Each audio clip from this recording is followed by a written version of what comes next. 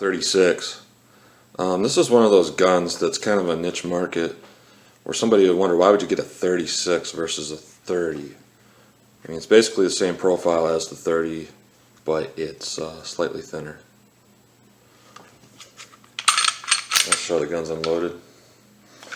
Basically what you're getting with this is the same size as the Glock 23. Actually, it's a hair smaller. And I've held the 30 and the 36 in my hands, and there was just something about the 36 that felt really good. It felt like I could carry it all day and not really, it wouldn't be that encumbersome.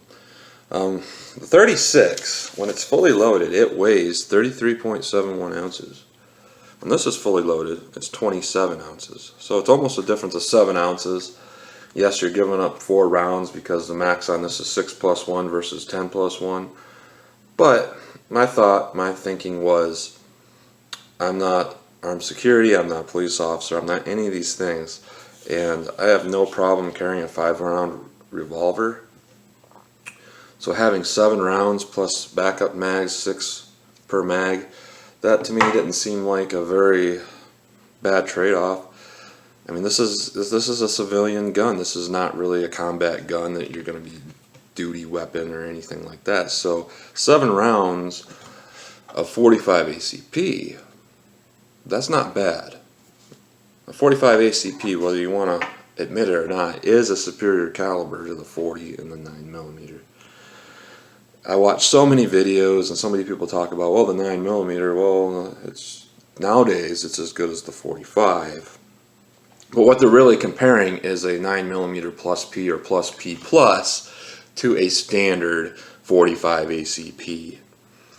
But when you take a 45 ACP and you put it at a plus P level, you can get up there up to 600 foot-pounds of energy. I mean, a 9mm plus P plus, it's possible to get up in the 500, up to about 500 foot-pounds of energy, which is still less than the 45. But you're maxing it out at a pressure level that's more than double that of a 45 ACP plus P to get that.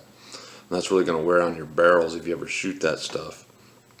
There's simply more case capacity in a 45 ACP, and that's just how it is. And even if you shoot a full metal jacket 45 ACP, even though it's got the same energy as a standard 9mm, you don't have any, you don't have to expand it much to get a bigger bullet than the 9mm. But nonetheless, that's not what this is about. This is about the Glock 36. And if you have to have a 45 in something that's shootable and still pretty small, this is the niche market for it, because it's just big enough to shoot it well. It feels pretty good in the hand.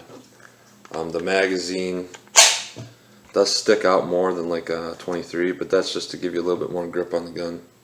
I can get pretty much my whole hand in there, and it shoots well, and it feels good. It feels pretty thick, shoots well, and it carries pretty well too.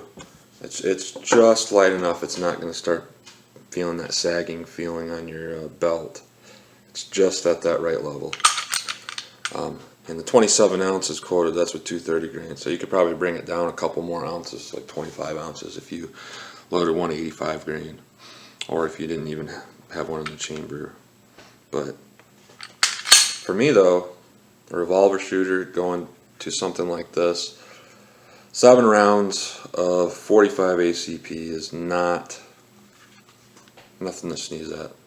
I think it's a pretty good design. It's a pretty good size pistol. The capacity isn't really low in my opinion. But like I said before, if I drove an armored car or something, would this be what I would choose to carry? No.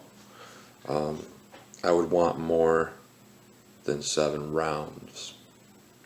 But as just a civilian concealed carry where you want to back up just in case, 7 rounds of 45 when nobody knows you're even armed, that's not bad. So just wanted to share why I got the Glock 36 really quick, and to sum it up, I wanted a 45, but I wanted something that wasn't so bulky I couldn't carry it. So if you have to have a 45, that's a good little gun for it. So anyways, thanks for watching.